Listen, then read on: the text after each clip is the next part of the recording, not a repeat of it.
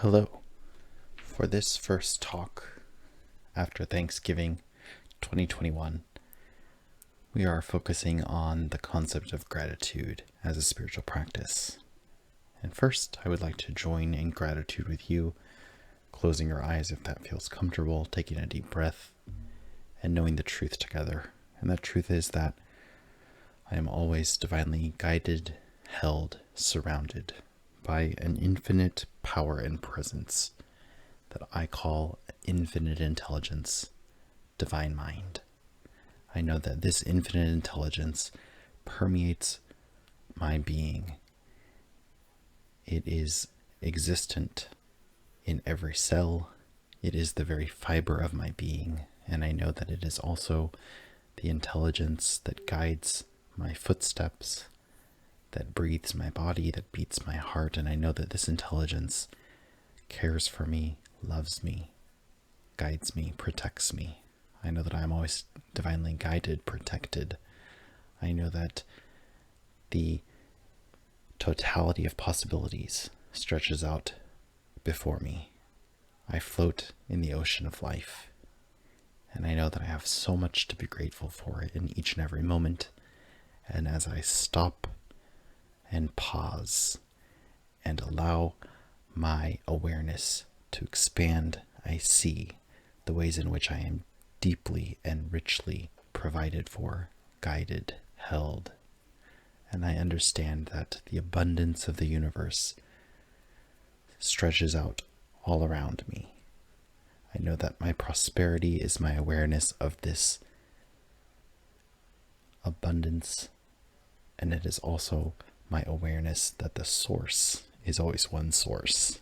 And this source is the same source that put the galaxies into their spin, that provides every new idea and every inspiration. And I know that I am always open and receptive to this inspiration, to this divine guidance in each and every moment. I know that the synchronicities that I see are always showing me the path forward. And I know that what lies before me is good, good, and more good.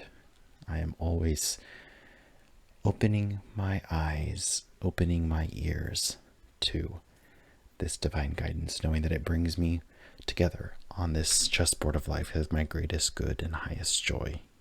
I release, I let go with a grateful heart, and so it is.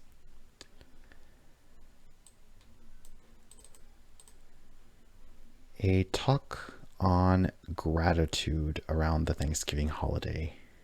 It might seem a bit hackneyed, a little trite, and yet this is as good a time as any for us to sit back and look at the circumstances and remind ourselves that whatever might be going wrong, whatever might not be to our liking, either in our own lives or in the world at large, it certainly isn't all wrong. And that is a practice that we can put into our spiritual toolbox and know that it does wonders for us psychologically, physiologically, and spiritually. Gratitude works. You know, too often we hear that we should start a gratitude practice and our ego tells us, did you hear what they said? They said that you should be grateful. What did they know about what you're up against? What you've been through? It's easy for them to say. They've had it so easy. And even if they haven't had it easy, they're clearly in a better position than you are right now, so it's easy for them to dole out advice. You may even be thinking that based on the title of this talk, Gratitude on a Small Scale, or how I've begun it. And that's okay, because I'm not suggesting that you had better be grateful or else you're an ingrate.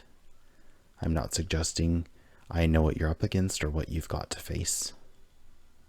I'm suggesting merely that gratitude is a practice that can help you to feel more supported and more connected to your spirituality, to your higher power. And the good news is, you don't need to feel guilty for feeling badly about something, because someone's going to tell you that someone else has got it worse than you. And you don't need to minimize your feelings or pretend to be grateful for things that you really aren't. And you don't need to believe anything, any which way, about morality or being a good person. All you need to do is focus on your relationship with infinite intelligence and start small. Remember, In New Thought, we know that what we call God is everywhere present.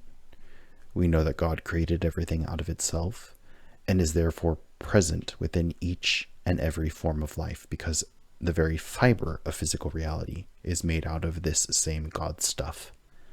If this is so, we are never far from where God is. Indeed, our very being is composed of this same stuff.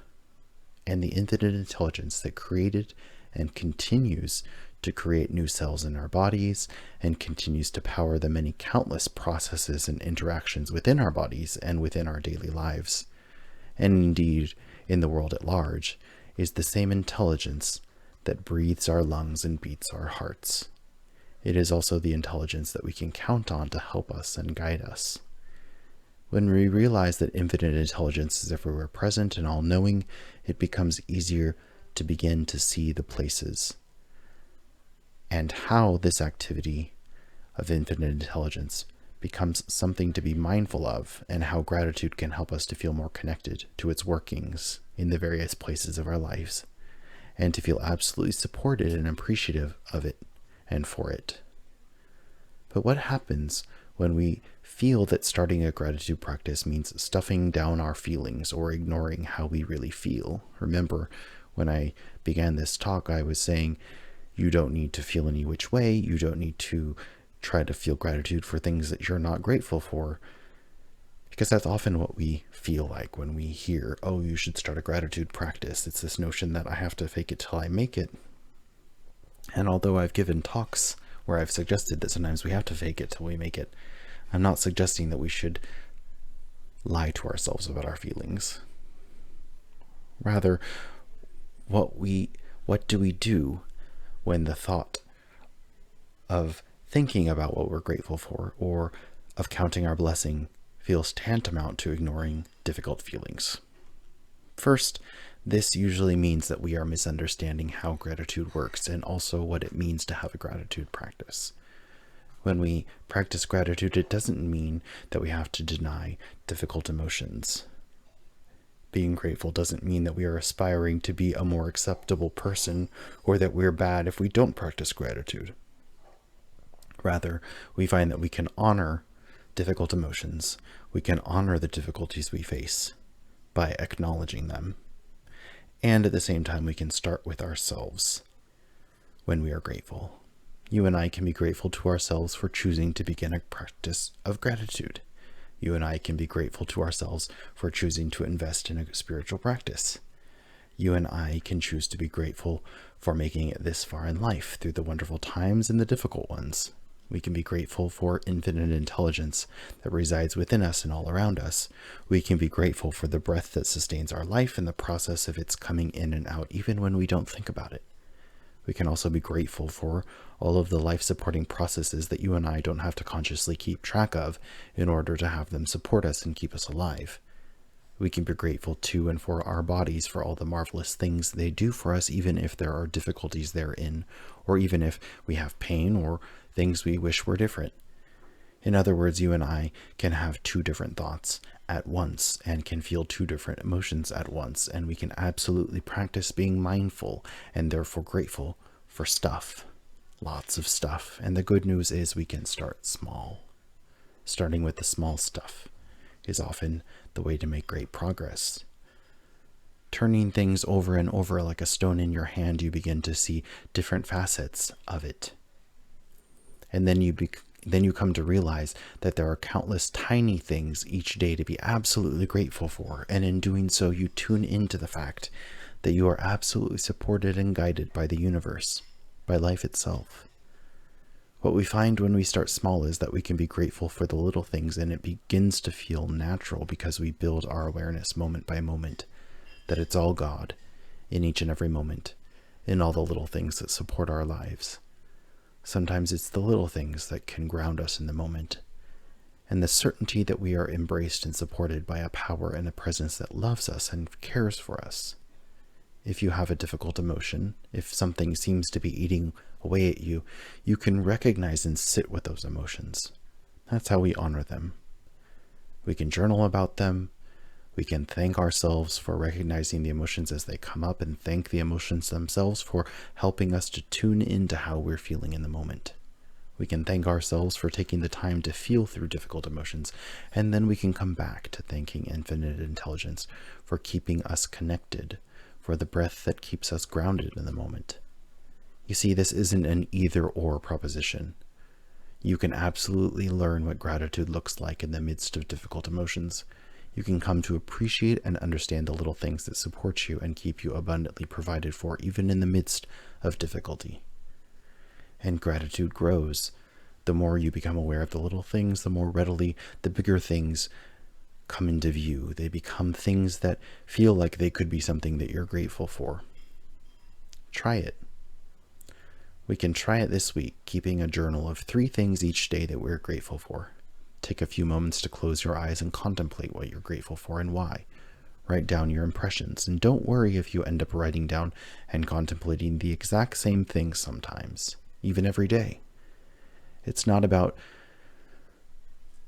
looking only to write down new things and not repeating something. It's about connecting with genuine feelings of gratitude and thankfulness, of how you feel light and fortunate and supported and elated at your connection with what you're grateful for, with understanding that there is no separation from you and that which supports you and for which you're grateful for. Eventually, you understand that you can be grateful for things that have yet to happen. You can be grateful for things that are within the realm of possibility. You can be grateful for and give thanks for that which you know is yours by divine right. You can give thanks knowing it is done and accept it. You see, this is how we expand our consciousness of prosperity. This is how we expand our consciousness of that abundance that is connected to us, that is always there for us. The truth is that we always have a great deal that we can appreciate and contemplate. And you and I can start small this very day, right after this talk. I invite you to close your eyes, to sit back, to think about what you're grateful for. Begin with paying attention to your breath.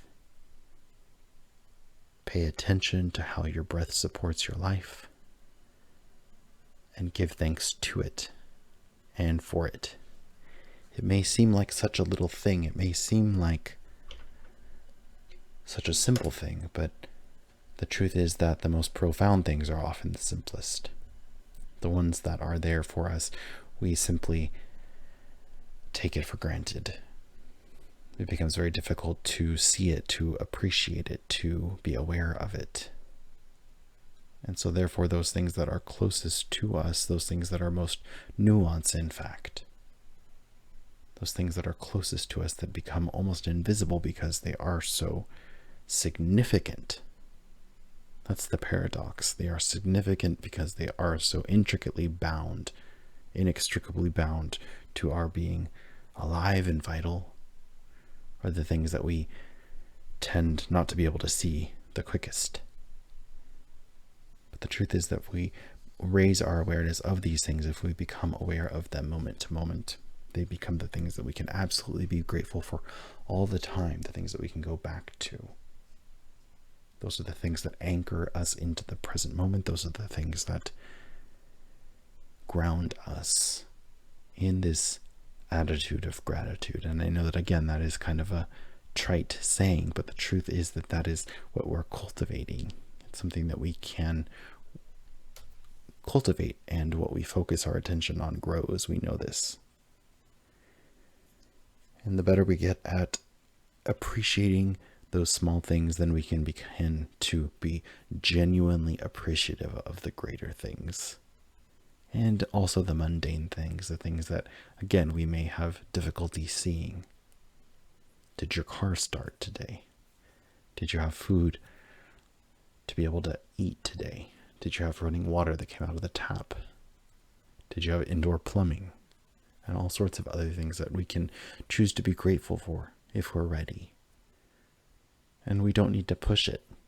You don't need to try to be grateful for things that don't feel like you can be grateful for them. We can always go back to the breath. We can always go back to those physical processes that are absolutely examples of this miracle of life that we've been entrusted with. We can always go back to being grateful to infinite intelligence. And if we're having really difficult times, we can absolutely practice being grateful to ourselves. Right? Everyone appreciates being appreciated, and I guarantee you that if you are focusing in on yourself and saying, I thank you for taking this time, I thank you for this connection that I have with you, I thank you for bringing me through each and every difficult circumstance in my life, I guarantee you that from this place you'll be able to feel that gratitude. It's just as if you were getting it from somebody else. And that connection that you have with yourself is that primary connection. And from there you can branch out into being appreciative to other people and being appreciative for things that you have in your life, and starting to see these as the rich network of resources that have been entrusted to you by divine right. And it starts to become this remembering, this process of remembering, this process of appreciating, which means on one level to comprehend, right? We say, I appreciate that fact, means I comprehend that fact, I understand that fact, I am aware of that fact. We become appreciative of the fact that we are all entrusted to this one infinite source, this one infinite intelligence that created and continues to create us moment by moment, continues to sustain us. And gratitude is one window to understanding our relationship with it, to understanding that we are children of this one infinite source. And that is the truth. The truth is that life loves you. And so it is.